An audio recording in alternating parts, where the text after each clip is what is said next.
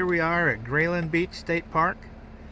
It's mostly flooded out. I just talked to the ranger. He said there's 4 non-utility spots, but they fill up fast because everything else is shut down. So he says after 1 o'clock he should be able to tell us if we have any place to camp or not. And if he doesn't, I guess we go down to Cape Disappointment at the southernmost tip of Washington State. Well, here we are on Grayland Beach. The beach access is a straight shot out from the entrance to Grayland State Park.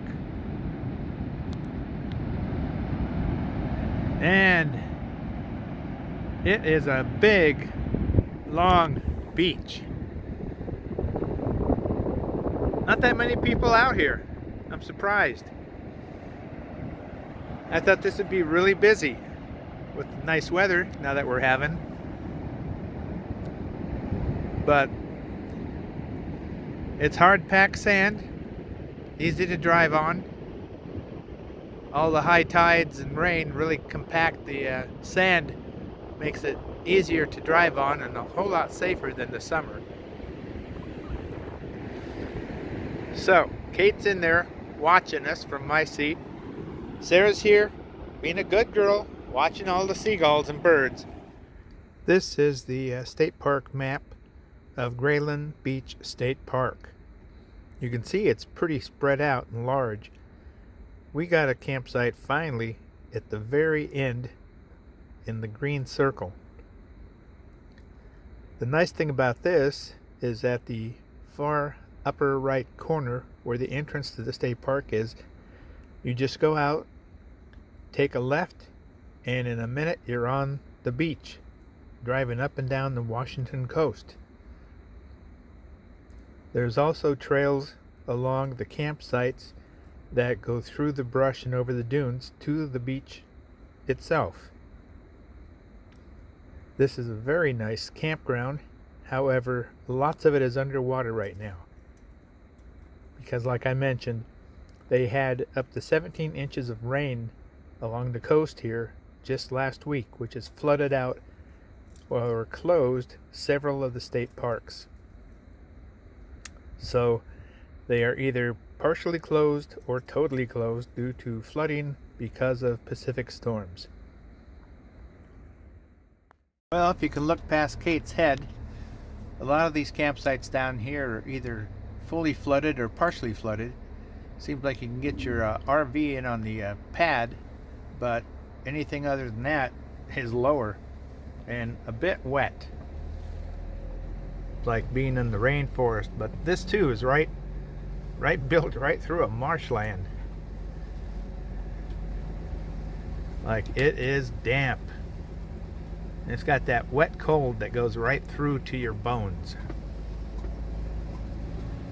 And just like Ocean City, a swamp runs through it.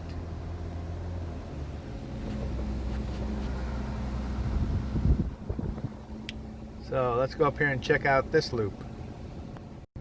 Well, they've got nice restrooms here, that's for sure. Wide paved roads through the state park. Lots of yurts scattered all over the place. See people using them. This park seems pretty darn big, pretty spread out. You can see how much water we got. Oh my God. Well, I guess we're not going to go around this loop. We are, flooded. So I'm going to have to back in here. Okay, we're going to our campsite. Water over the roadway. This is what it's like in the campgrounds down here. Plenty of water. Water over there. Water here.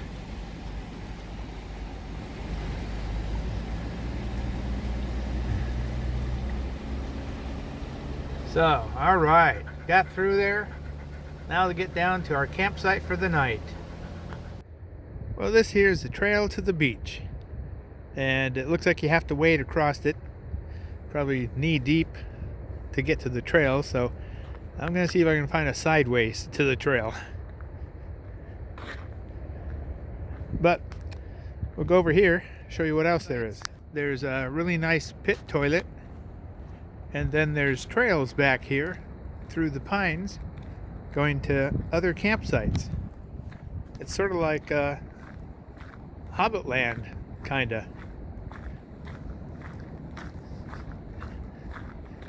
It's really pretty nice. Watch out for the trees. Where are the trees? They're all pretty spooky looking.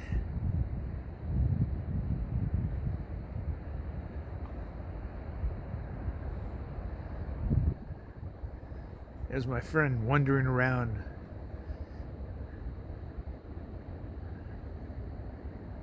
But this is right off the camping area where the campsites are, behind the really nice pit toilet. Turns out the reserved parking in front of the toilet is for these trails that go to different tent sites.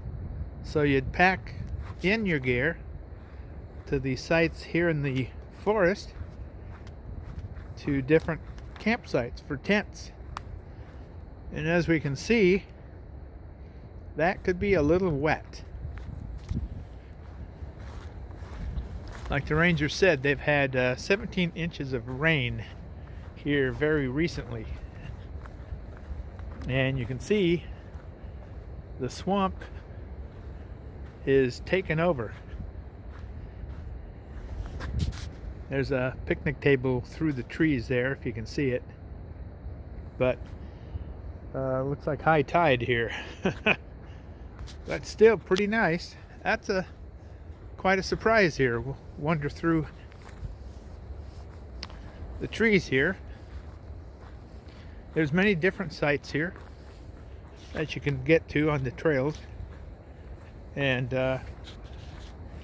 some of them have little areas to put your tent, and nice large areas here. And you can see that the water here is rather deep. That's probably above ankle depth. So yeah, it almost like a prehistoric kind of setting. But that's amazing to find this. Didn't expect this. So to get to the ocean beach, you simply pull out of the entrance to the state park here and hang a left and go straight on the beach. And the beach is huge, as you saw.